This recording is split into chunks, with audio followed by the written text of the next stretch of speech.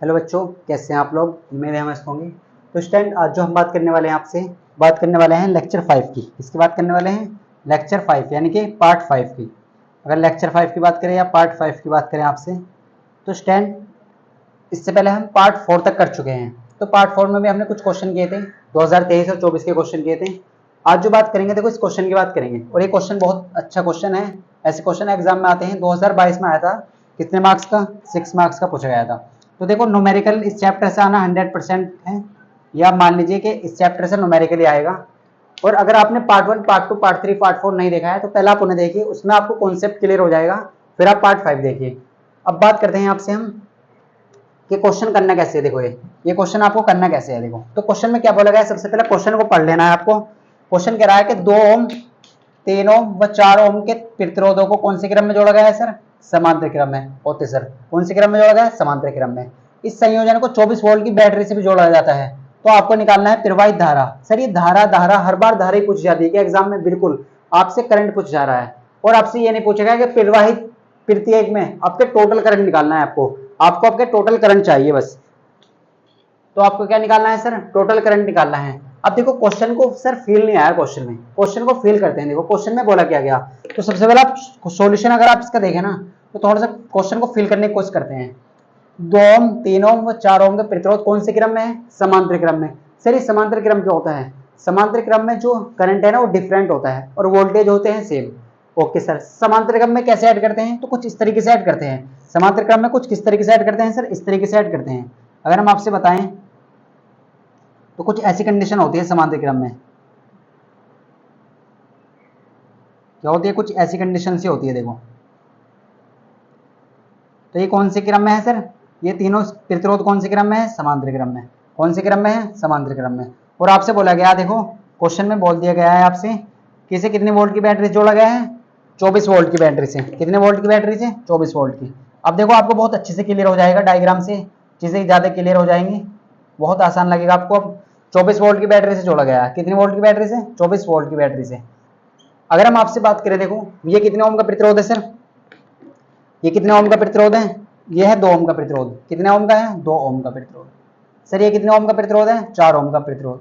ये 3 ओम का है और ये 4 ओम का है। तो ये आपको क्वेश्चन में गिवन है और आपको निकालना है कि यहाँ से करंट कितना निकला है, क्योंकि आप सब जानते हैं ये पॉजिटिव टर्मिनल होता है और निगेटिव, तो करंट हमेशा पॉजिटिव टू निगेटिव जाता है। अब ये कौन से क्रम में है सर? समांतर क्रम में। और समांतर क्रम में ऐड कैसे करते हैं सर, ये बताइए। तो देखो समांतर क्रम में कैसे वो पता चला हमें, क्योंकि हमें क्वेश्चन में बोल दिया गया है कि कौन से क्रम में है? समांतर क्रम में। और समांतर क्रम में कैसे ऐड करते हैं ये देखते हैं। देखो तो आपको हमेशा याद रखना है कि समांतर क्रम में जब भी बोला जाए ना आपसे, कौन से क्रम में सर? समांतर क्रम। तो समांतर क्रम में कैसे ऐड करेंगे? 1/r equal to 1/r1 plus 1/r2 plus 1/r3। ये होता है समांतर क्रम में जोड़ना। किसको? प्रतिरोधों को। यहाँ पर करंट होता है डिफरेंट। सर हमें निकालना क्या है?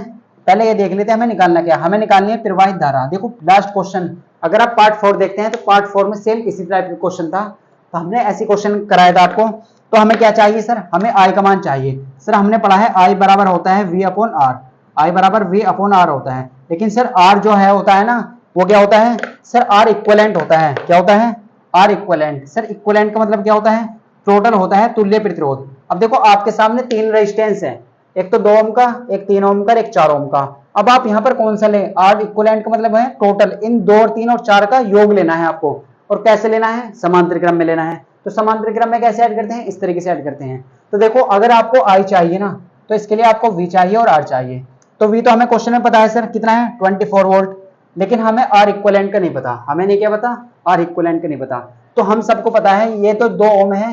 कौन कौन से क्रम में जुड़े हैं सर? इसे दोबारा से लिख लेते हैं। देखो अगर आप ध्यान से देखते हैं, 2 ओम, 3 ओम और 4 ओम कौन से क्रम में है? समांतर क्रम में। और समांतर क्रम में कैसे ऐड करते हैं ये सबको मालूम होना चाहिए। तो समांतर क्रम में कैसे ऐड करते हैं ये सबको पता है। ये कितना है सर? ये है 2 ओम। ये कितना है सर? 3 ओम। और ये 4 ओम। अब समांतर क्रम में सर ऐसे ऐड करते हैं 1/r बराबर 1/r1 plus 1/r2 plus 1/r3। तो देखो कैसे ऐड करेंगे, तो हम ऐसे लिखेंगे 2 ओम, 3 ओम और 4 ओम को कौन से क्रम में जोड़ने पर? समांतर क्रम में जोड़ने पर। तो देखो यहाँ पर सॉल्यूशन देखें आप अच्छे से। 2 ओम, 3 ओम व 4 ओम को कौन से क्रम में जोड़ने पर बेटा? समांतर क्रम में। कौन से क्रम में? समांतर क्रम में। तो समांतर क्रम में ऐड कैसे करते हैं सर? समांतर क्रम में ऐड करते हैं 1/r करके। 1/r बराबर क्या हो जाएगा? 1/r1 plus 1/r2 plus 1/r3 होते सर। तो समांतर क्रम में कैसे ऐड करते हैं? 1/r बराबर 1/r1 plus 1/r2 plus 1/r3। अब आपके दिमाग में एक क्वेश्चन आएगा, सर हमने समांतर क्रम में क्यों ऐड किया? क्योंकि बेटा हमसे बोला गया क्वेश्चन में ये कौन से क्रम में है? समांतर क्रम में। और समांतर क्रम में अगर हम बात करें तो 1/r बराबर 1/r1 r2 r3 लगाते हैं। सर ये r1 r2 r3 कहां से लाएंगे? तो ये आपको क्वेश्चन में गिवन है r1 r2 और r3। तो r1 कितना है सर? तो r1 कह सकते हैं आप सर, r1 पहले वाला प्रतिरोध को कह दीजिए आप r1, सर दूसरे वाले प्रतिरोध को कह दीजिए आप r2, सर तीसरे वाले प्रतिरोध को कह दीजिए आप r3। तो ये कितना है सर? 4 ओम। तो हम ऐसे कह सकते हैं मेरे स्टूडेंट आपसे कि हमें क्वेश्चन में r1 की वैल्यू मिल चुकी है, वो कितनी है? 2 ओम। हमें क्वेश्चन में 3 ओम मिल चुके हैं, ये किसकी वैल्यू है? R2 की, यानी कि सेकंड प्रतिरोध। और R3 की वैल्यू कितनी है सर? 4 ओम। अब आपको क्वेश्चन में वैल्यू पुट कर लेनी है बस। तो अगर आपको 1/r चाहिए ना, तो आपको इसके लिए क्या करना होगा? 1/r1। सर 1/r1 है कितना? 1/r1 कितना है सर?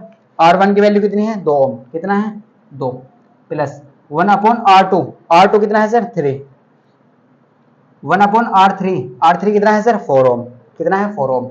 अब आप सब बच्चों को मालूम है कि ऐसे क्वेश्चन को करते कैसे हैं आगे, तो आप बहुत आसानी के साथ कर सकते हैं। 2, 3 और 4 का क्या लेंगे? एलसीएम लेंगे। देखो यहाँ पर कर लेते हैं, फिर इसे रफ कर देंगे। 2 और 3 4 का एलसीएम लेंगे। देखो बच्चों, आपने 6 क्लास से आप पढ़ते आ रहे हैं एलसीएम, तो आपको आते होंगे।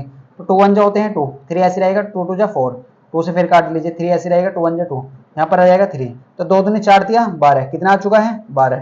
तो एलसीएम आ चुका है आपका 12। कितना आ चुका है सर? 12 आ चुका है। इस तरीके से लिखते हैं।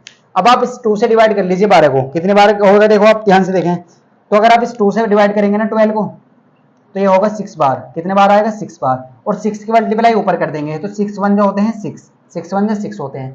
3 से डिवाइड कर लीजिए। तो किसी बच्चे को अगर डाउट है ना, हम बहुत बेसिक से बता रहे हैं आपको। 3 4 जा 12, तो कितना आ जाएगा? 4। तो 4 की मल्टीप्लाई 1 में करेंगे तो 4 आएगा। प्लस 4 से डिवाइड करेंगे तो कितना आएगा? 4 3 12, कितना आ जाएगा? 3 आ जाएगा। 4 3 12, इस 3 की मल्टीप्लाई कहाँ करेंगे? 1 में।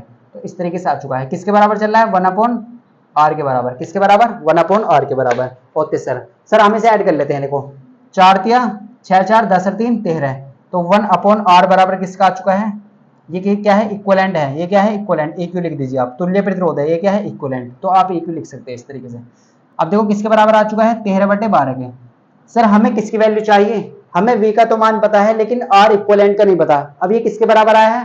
1/r इक्विवेलेंट, यानी कि तुल्य प्रतिरोध 1/r इक्यू के। तो आप इसे उल्टा करेंगे, क्या करेंगे? इसका रेसिप्रोकल करेंगे। तो हम ऐसे कह सकते हैं r इक्विवेलेंट की वैल्यू जो हमें कितनी मिल जाएगी सर? 12 ऊपर चला जाएगा और 13 कहां जाएगा? नीचे आ जाएगा। तो r इक्विवेलेंट कितना मिल चुका है हमें? 12/13 ओम। तो r का मात्रक क्या होता है? प्रतिरोध का मात्रक ओम होता है। तो आप देखो, आप वैल्यू यहाँ पर रखेंगे। तो आप पहले इसे रफ करने की कोशिश करें, यहाँ से इसे रफ कर दें। तो रफ देखो यहाँ से हाथ से कर देते हैं। अब हमें क्या चाहिए? हमें क्या मिल चुका है? r का मान मिल चुका है 12/13, और v का मान हमें क्वेश्चन में ऑलरेडी पता है। वो कितना है सर? v का मान कितना है? v का मान है 24 वोल्ट। कितना है? 24 वोल्ट। तो आप वैल्यू पुट कर दीजिए। तो हम ऐसे कह सकते हैं, हमें क्या मिल जाएगा? i का मान। तो i बराबर कितना है sir? v/r equivalent. Sir v का मान कितना है क्वेश्चन में? 24। कितना है? 24। सर r का मान कितना आया? 12/13 होते सर, 12/13।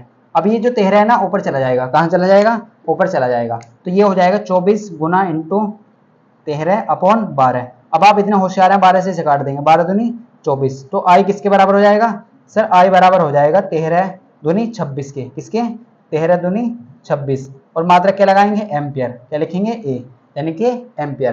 तो ये किसका मान आ चुका है? आई का मान। तो आपको क्या निकालना था? प्रवाहित धारा ही तो निकालनी थी। तो धारा मिल चुकी है। कितनी मिल चुकी है सर? 26 एम्पियर। कितनी मिल चुकी है? 26 एम्पियर। और यही क्या है इसका? यही क्या है इसका आंसर? यही क्या है इसका आंसर? तो ऐसे करना था। तो 2022 में आया था 6 मार्क्स का क्वेश्चन। तो ऐसे करना है। इतने सिंपल सिंपल से क्वेश्चन आते हैं एग्जाम में, आप देखते ही कर सकते हैं। अगर आप अच्छी प्रैक्टिस कर लेते हैं ना, तो क्वेश्चन आपसे कोई बच ही नहीं सकता। एग्जाम में ऐसा कोई क्वेश्चन ही नहीं होगा जो आप ना कर पाए, कोई अटेम्प्ट ना कर पाए। तो कैसे करेंगे? जब आप इनकी प्रैक्टिस करेंगे, अच्छे से प्रैक्टिस करेंगे, तभी आप क्वेश्चन कर पाएंगे। तो स्टूडेंट, आई होप आपको ये सब चीजें क्लियर हो चुकी होंगी। तो वीडियो को पॉज करें और इसे पहले नोट करें, फिर बात करते हैं आगे।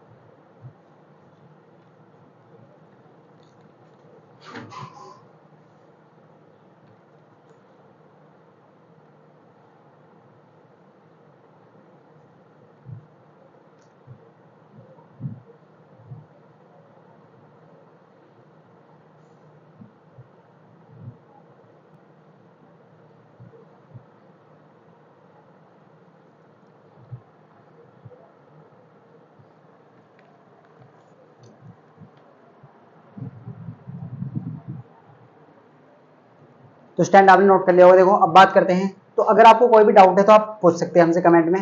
तो स्टैंड अगर आप हमारे चैनल पर नहीं हुए हैं तो चैनल को सब्सक्राइब कर लें, क्योंकि ऐसी ही वीडियो आपको मिलने वाली है हर एक चैप्टर की। क्लास 10th में अगर आप हैं या क्लास 12th की भी हम करने वाले हैं। तो देखो आपसे बोला गया था 2 ओम, 3 ओम और 4 ओम के प्रतिरोध को कौन से क्रम में जोड़ा हमने, समांतर क्रम में। और समांतर क्रम में कुछ इस तरीके से जोड़ते हैं।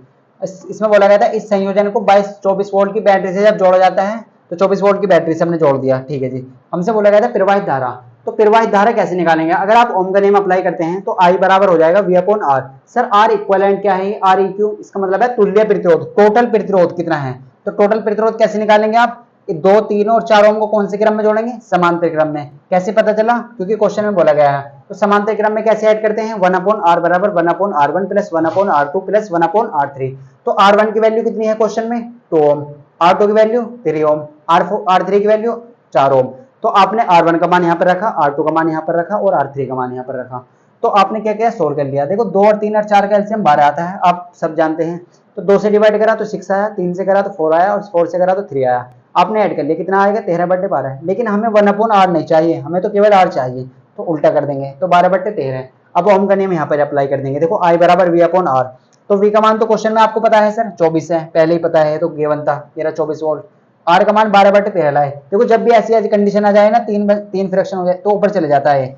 24 × 13, 12 नीचे बचा, 12 दूनी 24 होते हैं। तो यहाँ पर 2 और यहाँ पर 13, तो 13 दूनी 26। तो कितना करंट फ्लो हो रहा है, 26 एम्पियर। और यही आपसे पूछा गया था। तो ये क्वेश्चन 2022 में आया था। देखो तो ऐसा क्वेश्चन कैसे करना है हमने आपको बताया। सर बहुत सारे बच्चों को ये प्रॉब्लम होती है कि समांतर क्रम और श्रेणी क्रम कैसे ऐड करते हैं। तो देखो इसे आपको 2 मिनट में समझा देते हैं कैसे करना है।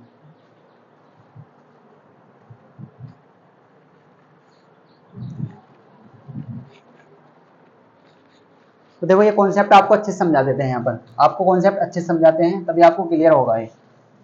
तो आप बस केवल 2 मिनट देखेंगे, यहाँ पर ध्यान से देखेंगे। लेकिन तो हम आपको किसी भी क्वेश्चन में ऐसे डाउट नहीं होगा, फिर किसी भी क्वेश्चन में आपको डाउट नहीं होगा। देखो अगर आप ध्यान से देखें तो अगर हम बात करें आपसे, देखो आप इतना याद रखें, बस आप याद रखें 2 क्रम होते हैं। एक तो होता है सर श्रेणी क्रम, एक कौन सा होता है सर, एक होता है श्रेणी क्रम। या तो आपको ये जो है प्रतिरोध श्रेणी क्रम में मिलेंगे या आपको समांतर क्रम में मिलेंगे। कौन से क्रम में मिलेंगे, समांतर क्रम में। देखो एक चीज याद रखें आप कि एक दूसरे के साथ चलती हैं। अगर आई का मतलब होता है करंट, आई का मतलब करंट। अगर करंट सेम है ना तो V क्या होगा, V डिफरेंट होगा, V अलग होगा। V क्या होगा, अलग अलग होगा, या V डिवाइड होगा, वहां पर V डिफरेंट होगा, अलग अलग होगा। क्या होगा, अलग अलग। तो आप इतनी ऐसी सिंपल लैंग्वेज में याद रखेंगे ना तो हमेशा आपको याद रहेगा, V क्या होगा, अलग अलग होगा। अगर हम समांतर क्रम की बात करते हैं तो समांतर क्रम में I जो होता है ना, वो I तो होता है डिफरेंट। डिफरेंट बोले तो डिवाइड होता है। अगर आपको ऐसा लगे ना कहीं भी कि I डिवाइड हो रहा है, करंट क्या हो रहा है, डिवाइड हो रहा है, तो आप डायरेक्ट कह दीजिए कौन से क्रम में है, समांतर क्रम में। और वहां पर V जो होता है ना, V हमने क्वेश्चन भी किए थे। देखो V सेम होता है, V क्या होता है, सेम। देखो श्रेणी क्रम में I सेम होता है और यहाँ पर V सेम होता है। सर इसे कैसे ऐड करते हैं, इसे डायरेक्ट ऐड करते हैं। देखो डायरेक्ट का मतलब है R बराबर R1 plus R2 plus R3। 3 प्रतिरोध है तो 3 ले लेंगे, 4 है तो 4 ले लेंगे, इससे कोई प्रॉब्लम नहीं है। यहाँ पर कैसे करते हैं, यहाँ पर 1 अपॉन R करके करते हैं, उल्टा करके, यानी कि 1 upon R1 plus 1 upon R2, जैसे हमने क्वेश्चन में करके दिखाया 1 अपॉन R3। बस ये चीजें आपको याद रखनी है। तो अगर आप श्रेणी क्रम में पहचानना चाहते हैं ना तो केवल याद रखिए करंट, करंट याद रखिए, करंट। तो करंट सेम है तो कौन से क्रम में, श्रेणी क्रम में। और श्रेणी क्रम को क्या कहते हैं, सीरीज। क्या कहते हैं हम, सीरीज में है, काय में है, सीरीज में। और इसे बोलते हैं पैरेलल, काय में है, पैरेलल में। देखो इनके डेरिवेशन भी एग्जाम में आते हैं करने के लिए, तो ये भी नेक्स्ट लेक्चरों में कराएंगे आपको। तो आई अगर डिवाइड हो रहा है तो वो समांतर क्रम में होता है, और सेम है तो श्रेणी क्रम में होता है। तो ऐसे फॉर्मूला अप्लाई करना आपको आने चाहिए। हमने बहुत सारे क्वेश्चन करा दिए हैं आपको, तो आप लेक्चर 1 से देखें तभी आपको क्लियर होगा। तो स्टैंड आपको ये नोट कर लेना है बहुत अच्छे से, शॉर्ट नोट्स में लिख लेना है, तभी आपको चीजें क्लियर हो पाएंगी। तो स्टैंड आई होप आपको ये सब चीजें क्लियर हो चुकी होंगी। वीडियो कैसी लगी अपना रेस्पॉन्स दें कमेंट में, और अच्छी लगी है तो लाइक कर लें, और चैनल को सब्सक्राइब नहीं करा है तो कर लें। ऐसी और वीडियो के लिए मिलते हैं आपको नेक्स्ट पार्ट में। पढ़ाई करते रहिए।